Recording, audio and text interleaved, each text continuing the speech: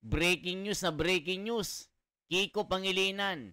Ginisa po itong mga diskaya, si Pacifico.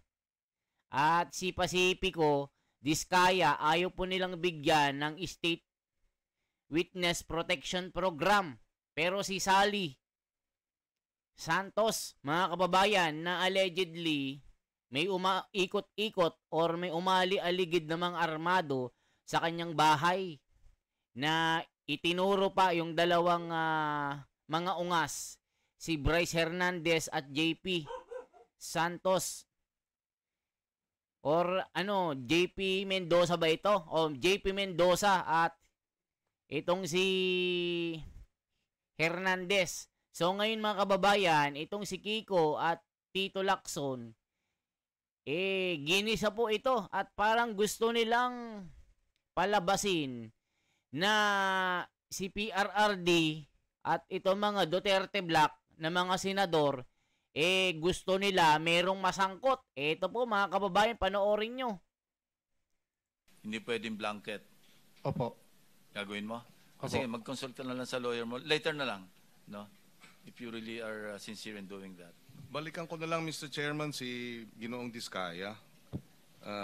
Sabi mo nga, kaya nilagay mo dun sa affidavit mo, 2022 lang dahil yun lang ang yun na sinabi ni Presidente Marcos. Sinabi ba niya yun?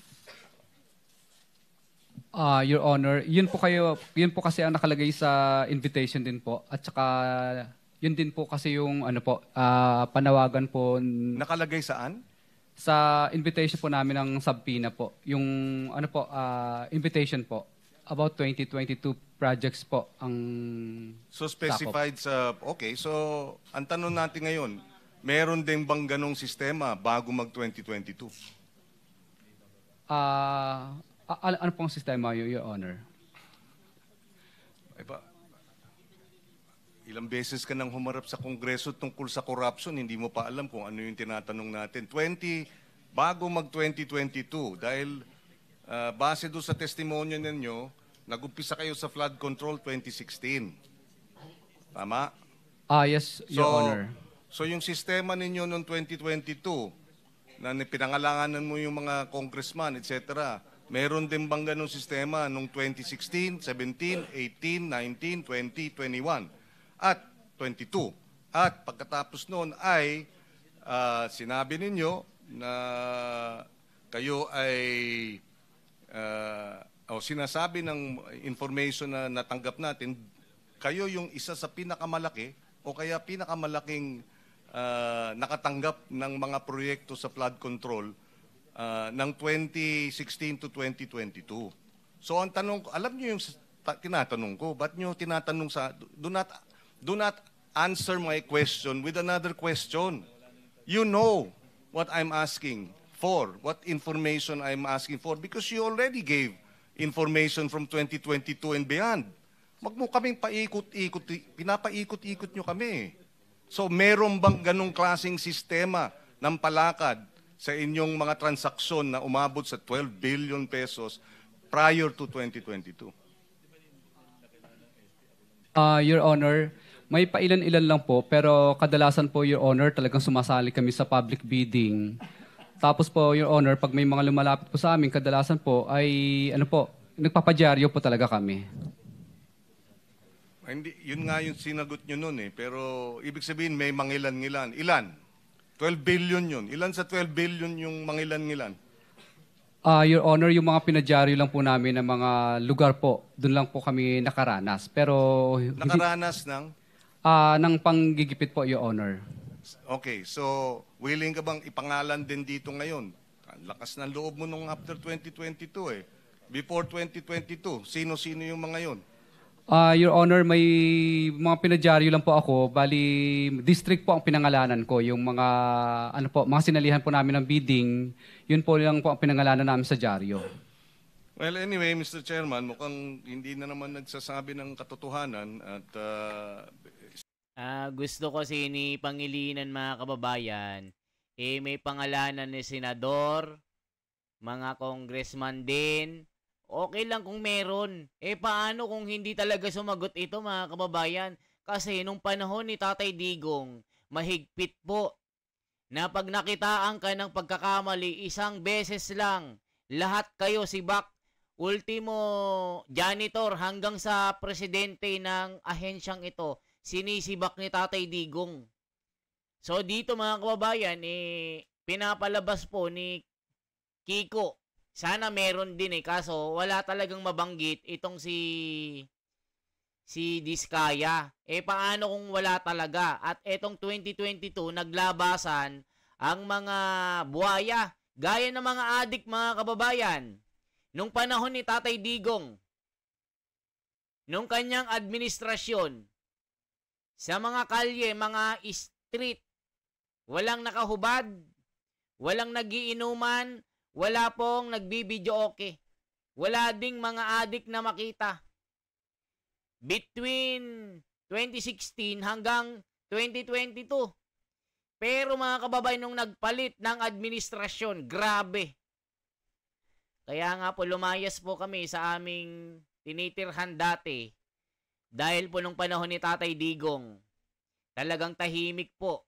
Kaya nga namin nagustuhan yung lugar, payapa, tahimik, walang nagiinuman, wala pong magugulo, wala po, lahat malinis. Wala kang makita sa kalye na nakatambay, na hindi ka kakabahan po sa iyong pag-uwi, paglabas, abuting ka man ng hating gabi, wala pong nakatambay. Ganun po katakot ang mga tao nun during po ng panahon ni PRRD. But suddenly po, nakakalungkot, nung wala na po si Tatay Digong, bigla pong rapido. Kumbaga sa buhos ng ulan 1 taon na, 5 taon na, 6 na taon na hindi umulan. Biglang binuhos yung ulan, mga kababayan. Hindi na tumigil. Ganon po nagsulputan ng mga adik noon. Mga snatcher, mga naggaganon sa kalye. Yun, nag-decide po kami, lumipat po. Kaya ngayon, dito sa lugar namin, bantay sarado ng mga security guard. So wala ka pong makikitang mga pagala-gala kahit tanghali, mapagabi, nasa bahay lahat.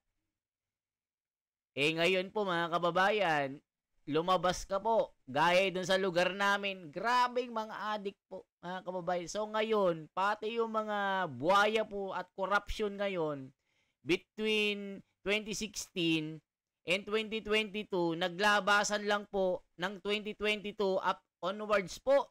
Ganun po. Baka yan ay sinasabi ni Diskaya, kaya wala po siyang mapinpoint na mga sangkot sa flood control. Kasi nung panahon ni Tatay Digong po talaga, mahigpit po talaga. Yung sistema mahigpit sa korupsyon. Sinisibak talaga yan at kinakasuhan. Kaya ngayon, wala pong masabi si Diskaya. Kaya ngayon, ang gusto po nito ay merong maungkat na mga opisyal ng gobyerno between 2016 and 2022. Maganda rin kung merong may ilabas. Yun nga lang, wala pong may ilabas si Diskaya.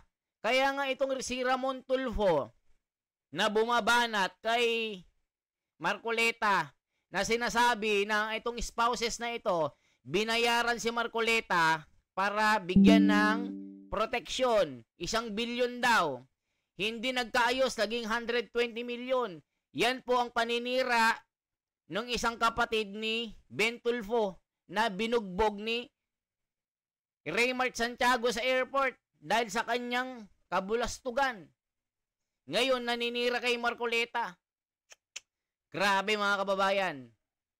Selective. Kaya nga, pinag-aaralan ni Senate President kung bakit niya i-recommenda yung pagiging state witness.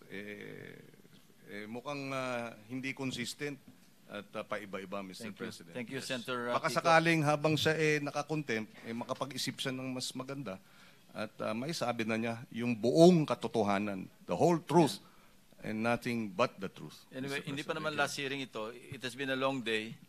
Marami rito naman hindi natin natatanong. Nakaupo lang. May mga trabaho sila. So, sige. Yes, You sir. see, Senate President and then Before that, Senator Mr. Chairman, yes, okay. Recommendation of Senator Pangilinan, of course, we will ask the Secretary of Justice to consider that. Now, just one manifestation, Mr. President. Usually, pagka meron ka mga itinatagong salaysay, mas magandang ilabas mo na at para wag kang matakot. Kasi wala ka nang dapat ikatakot pag nailabas mo na lahat. Matakot ka kung hindi mo nilalabas. Doon ka dapat matakot. So, ako'y bumabati ng magandang pagbati dito kay Ms. Santos sapagkat tama po yung ginawa ninyo. Dito yung affidavit ninyo sa amin. Kahit ano po mangyari, nailahad nyo na. Kaya wala na silang actually wala na silang problema sa iyo at ito'y sworn affidavit and all, no. At ito Dito, Senator Lacson, Senate President, bibilib kami sa iyo kung itong mga diskaya na kanilang binanggit na 17 na congressman kasama nung inaanak mo na si Atayde, maniniwala kami na wala kang pinapaboran. Ipatawag mo si Saldico, ipatawag mo rin itong si Tambaluslos. Maniniwala kami sa'yo na sinasabi mo sa iyong mga statement, sa mga interview, na wala kang kikilingan. Dahil sinabi mo rin kay Marcoleta na may pinoprotektahan, mayroong pinapaboran, na tila mali ang direksyon. So ngayon, nakabantay kami sa iyo. Tignan natin kung nasa tamang direksyon ka, na hindi ka puro yabang, hindi ka puro pa-interview, pa buhat-buhat ng bangko. Nakakala mo si Mr. Bangko. Di ba mga kababayan, pagkakwentuhan, yung isang beses lang kayo magkita sa 5 taon, nagkita kayo, ay pare, kumusta? Ay ako, mansyon na yung bahay ko, pre. Ako, ay grabe, pre, ang dami kong babae. Ako, pre, naku po, kilalang kilala ako sa amin. Ako, pre, ay naku, pre. Ako pa. Sinabi mo, ako pa, pre, ako pa. Ako, pre, ay, laging ako, pre. Ang galing ko. Ikaw, pre, wala akong marinig, pre, laging ako eh. Ganon si Bangko, Mr. Bangko. Mahangin, mayabang. Parang school bukol. Binibira si Marcoleta, itong si Tito Soto, wala namang alam sa batas. Pati batas, binabago, may sariling interpretation. Sabi nga nung mga netizen, kahit anong gawin mong paliwanag, pag hindi abogado, pag artista, bobolahin ka lang. Mas maganda pa si Marcoleta magsalita, magaling pang magpaliwanag, magaling pang mag-English, hindi guni-guni, hindi ano lang, hindi kontra-kontra, kasi merong libro na binabasa. Kasi itong si Tito Soto, maya't maya, babaguhin ang sasabihin niya, opinion lang. Sasabihin niya kay Marcoleta, abogado ka nga, hindi ka magaling mag-interview, mag-investiga. Tapos sasabihin niya, wala siyang pinapangalanan. Sinabi mo na, si abogado si Marcoleta, ibig sabihin siya yung pinangalanan mo. Binobola mo ang taong bayan. Sinasabi ni Junior, Meme M Junior 95. Wag mo daw siyang bulahin. Sabi niyo, ako si Meme M, wag mo kong bulahin. The Junior, Meme M. O, tignan mo, binabash ka kasi nga puro ko si Bangko. 'Di ba? Ayaw mong bigyan ng State Witness Protection Program, pero itong si Sally binigyan mo agad. Samantalang itong si ni-recommend ni Marcoleta, hindi mo binigyan, dininay mo. Nabasa mo lang sa dyaryo, narinig mo lang kay Rimulya, kay Boying. Samantalang si Marcoleta, may sinasabi na batas. Ikaw walang batas-batas, basta ikaw masunod. Nasaan ang hustisya dito? Sasabihin mo, protector si Marcoleta kay Diskaya. Eh si Marcoleta, nasa libro, nasa batas ang sinusunod, hindi guni-guni. Wala namang sa batas na singilin mo muna mga Diskaya bago bigyan mo ng security. Ikaw, questionable. Sabi mo yung sworn statement nila, questionable. Korte ka ba para questionin? Walang kahit sa inyo dyan, sa Senado o Kongreso na questionin ang kanilang salaysay.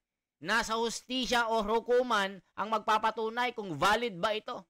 Yan po ang statement ni Senador Marcoleta. Napakaliwanag po. Maliwanag pa sa libro ng kasulatan ng mga nasusulat.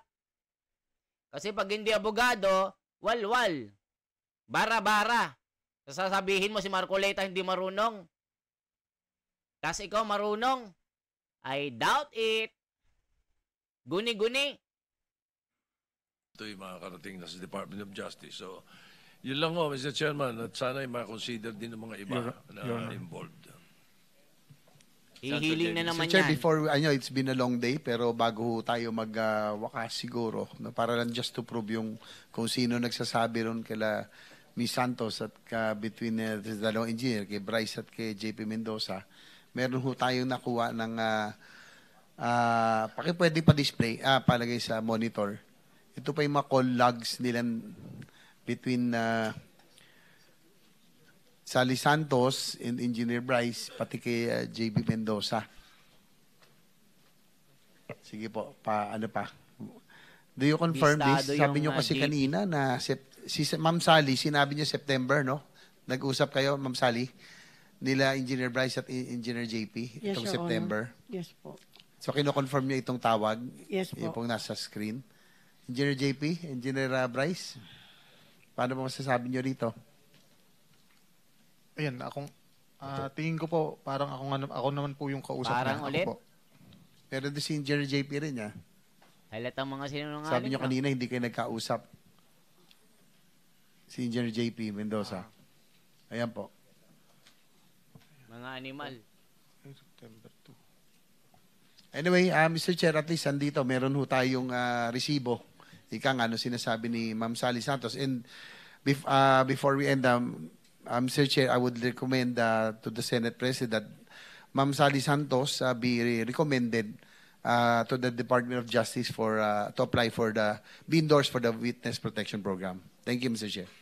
Subject to their evaluation. No? Thank you. Sige, last remark. Your Honor, Ito na naman nakikiusap lang po kung mapagbibigyan niyo po na ma-lift yung contempt po sa akin para po makahanap po ako ng mga ebidensya na makakapagpatunay na may ibang taong matataas po na involved pa. Bilin mo na lang kung kanino. Kasi unfair sa iba na cite din for contempt. Well, Mr. Chairman, the Independent Commission has subpoenaed, issued a subpoena to Engineer Hernandez, you know. So we will consider that, and they may consider that after you testify that, with the commission. Babalik ka naman dito eh. I already signed the order that you be brought to the Independent Commission, and thereafter they will probably try to size up information that you will be giving, and you will be back here. Then we can consider such.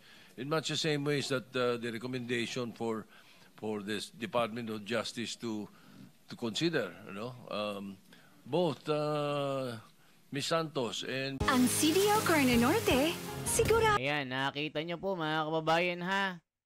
Itong si Bryce mukhang pagbibigyan na naman niya mga kababayan. Mukhang isang hiling lang, agad-agad, pumayag agad si Tito Soto. Pero mga Diskaya, wala na mga kababayan yung binigyan ni Marcoleta ng humiling sa DOJ na bigyan ng Witness Protection Program pero ayaw. Pinapaamin nila kasi na mga Diskaya magbanggit ng mga sangkot sa 2016 at 2022. Yun po yung gusto nila Tito Soto. Sila na mismong nagde-decide na merong mali sa sworn statement. Di ba mga kababayan? So anong masasabi nyo dito? Mag-comment po kayo mga kababayan. Kailangan po natin makisama dito. Mabuhay po. Once again, ako si The Wonders Philippines. Ang inyong lingkod. Isang like po, isang share, at isang subscribe. Maraming salamat po sa inyong pagsuporta. Mabuhay po.